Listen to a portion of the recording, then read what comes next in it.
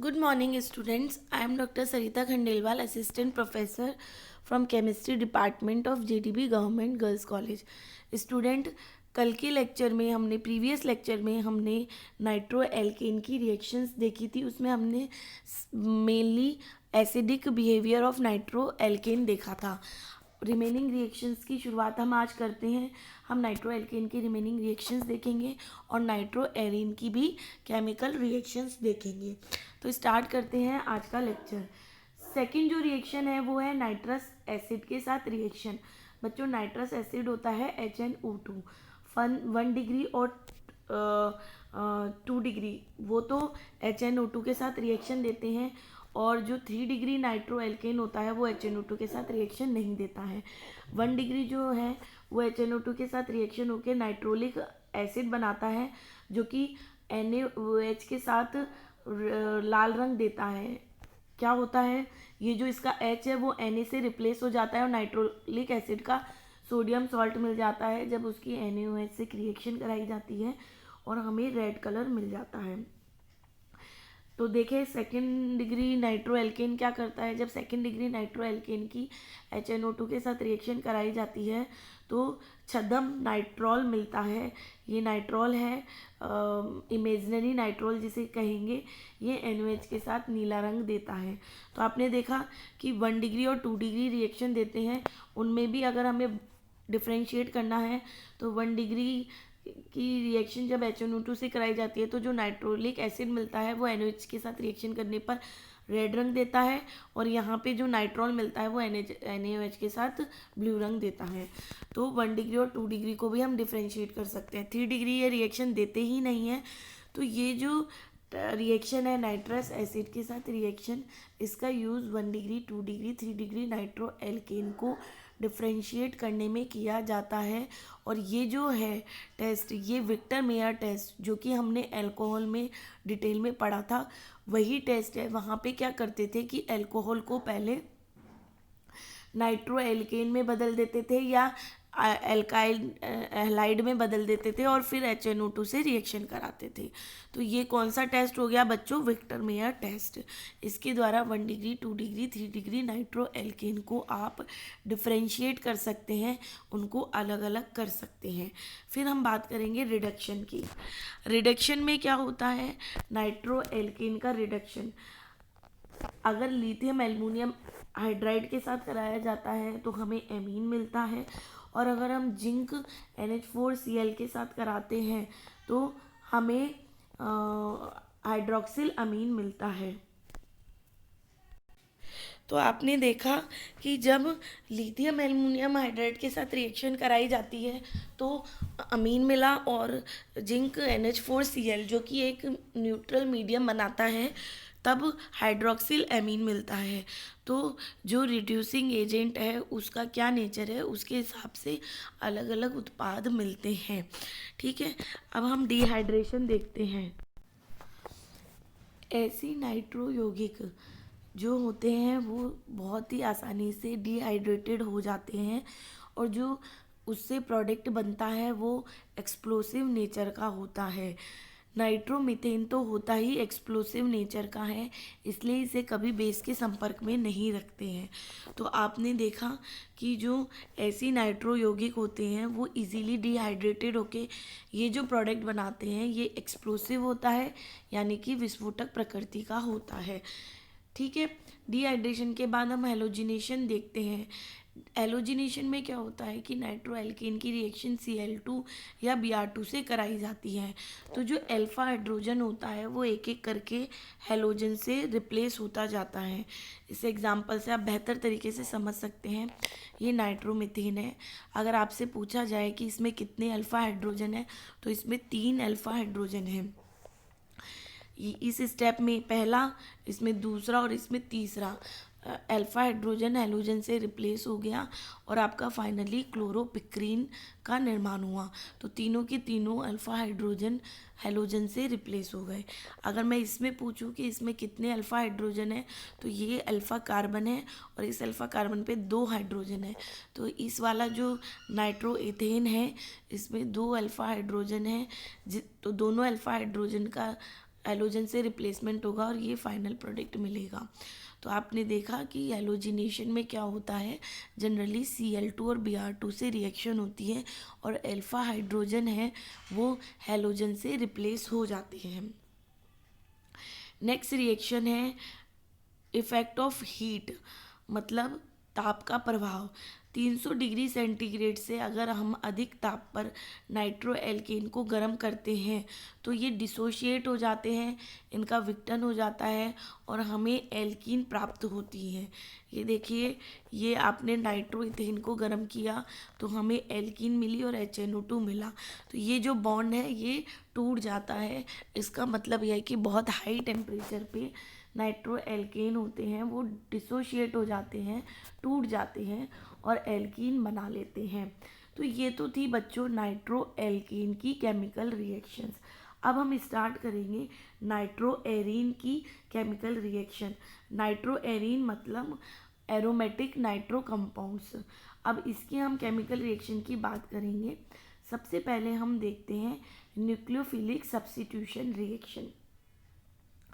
बच्चों, आपको अगर पता हो तो आप ये जानते हैं कि जो बेंजीन कंपाउंड्स या एरोमेटिक कंपाउंड्स होते हैं वो जनरली इलेक्ट्रोफिलिक सब्स्टिट्यूशन रिएक्शन देते हैं, क्योंकि बेंजीन जो होती है वो इलेक्ट्रोफाइल उस पर अटैक करता है।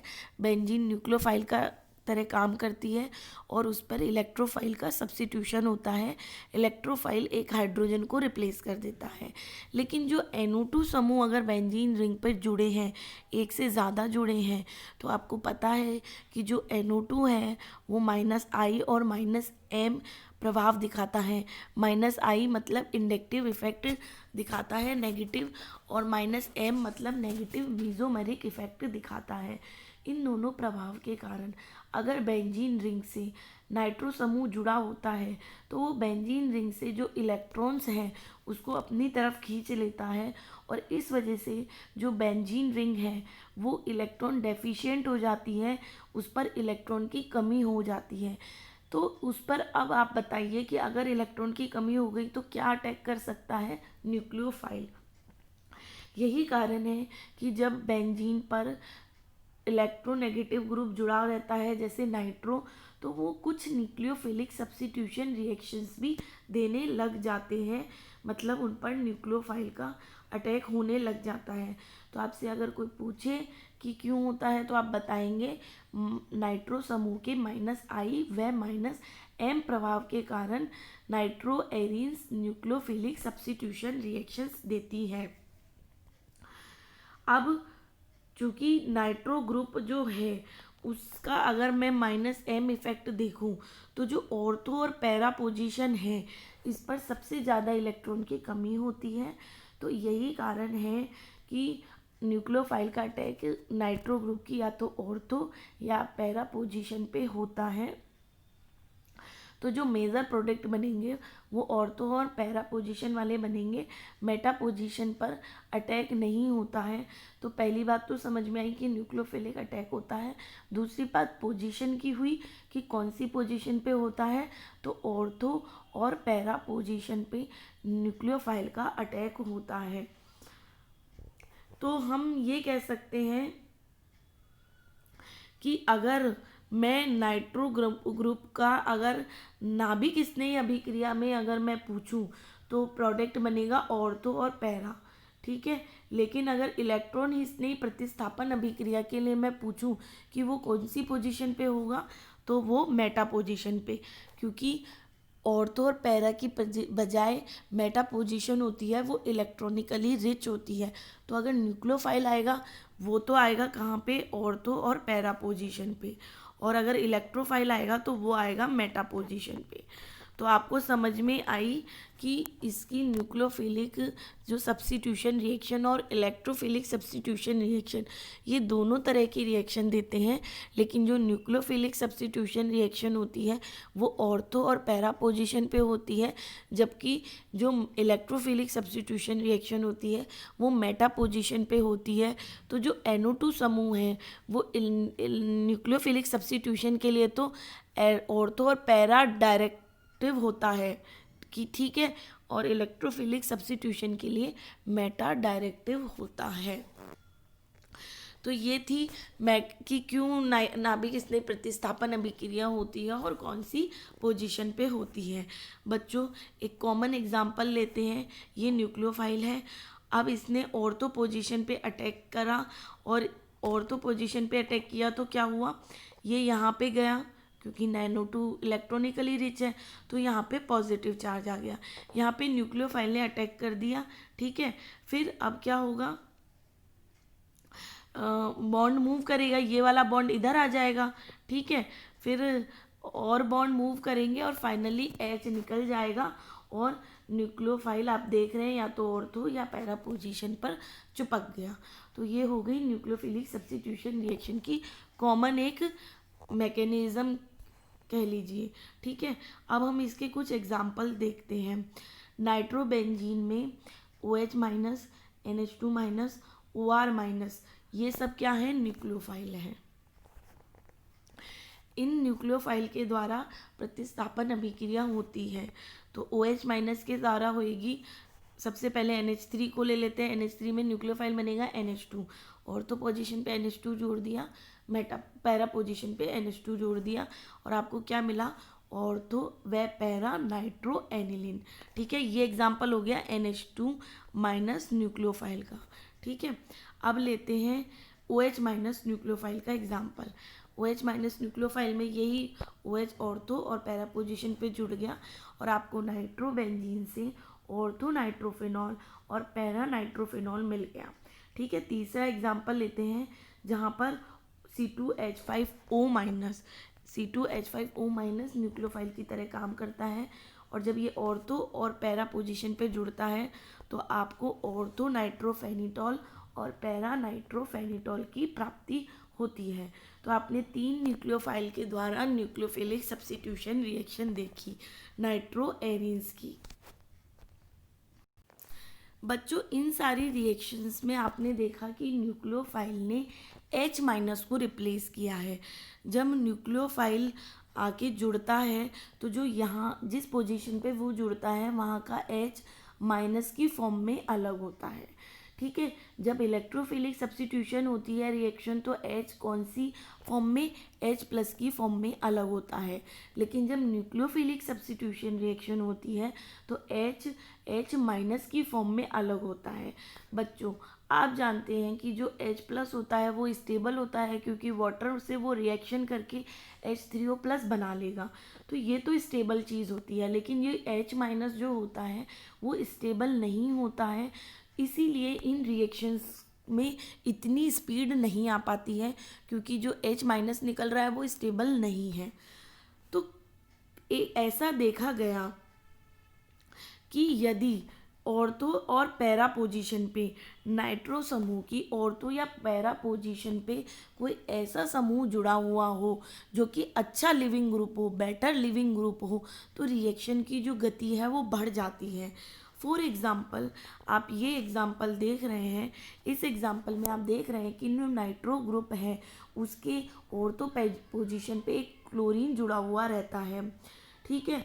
अब अगर इस पर OH माइनस का न्यूक्लियोफिलिक अटैक में कराती हूँ इसकी ऑर्थो पोजीशन पर, तो जो लिविंग ग्रुप होगा वो H माइनस ना होके क्या होगा, Cl माइनस। और आपको पता है कि H माइनस के कंपैरिजन में Cl माइनस ज़्यादा स्टेबल होता है। तो ऐसी कंडीशन में जब नाइट्रो समूह के ऑर्थो या पैरा पोजीशन पर कोई ऐसा समूह जुड़ा हुआ हो जो कि बेटर लिविंग ग्रुप हो, तो जो अभिक्रिया होती है न्यूक्लियोफिलिक सब्स्टिट्यूशन रिएक्शन होता है वो काफ़ी आसानी से संभव हो जाता है।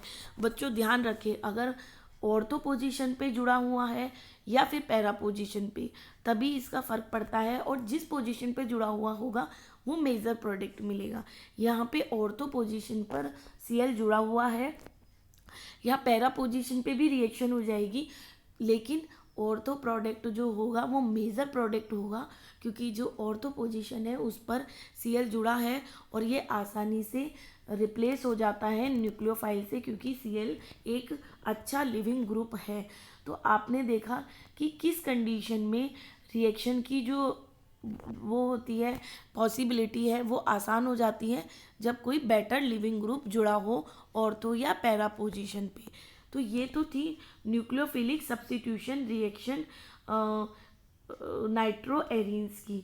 बच्चों, नेक्स्ट लेक्चर में हम नाइट्रोएरिन्स की बहुत ही इम्पॉर्टेंट रिएक्शंस हैं जो कि है नाइट्रोएरिन्स का रिडक्शन, वो लेंगे।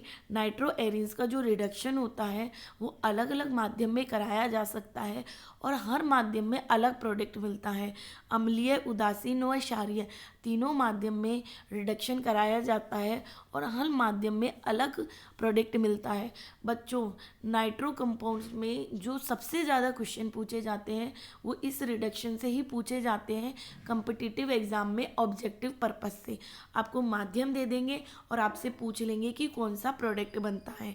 तो नेक्स्ट लेक्चर में जब मैं ये टॉपिक लूँगी, इसे आप बहुत ध्यान से पढ़िए क्योंकि ये ना सिर्फ थ्योरी के लिए बल्कि कम्पिटिटिव एग्ज़ाम के लिए काफ़ी इम्पॉर्टेंट वो है। ये अपने आप में ही एक बड़ा अच्छा टॉपिक है, रिडक्शन ऑफ नाइट्रोएरिन्स। आज का लेक्चर हम ख़त्म करते हैं यहीं पे। आज के लेक्चर में हमने नाइट्रो एल्केन की रिमेनिंग रिएक्शन देखी, जैसे डिहाइड्रेशन देख लिया हमने, नाइट्रस एसिड से रिएक्शन देख ली, हैलोजन से रिएक्शंस देख ली, ताप का प्रभाव देख लिया और हमने नाइट्रोएरिन की सिर्फ एक केमिकल रिएक्शन आज हमने देखी, nucleophilic substitution reaction. Remaining chemical reaction जिनमें की सबसे इम्पॉर्टेंट है रिडक्शन, वो हम नेक्स्ट लेक्चर में देखेंगे। स्टूडेंट, आज का लेक्चर यहीं ख़त्म करते हैं। Thank you so much students.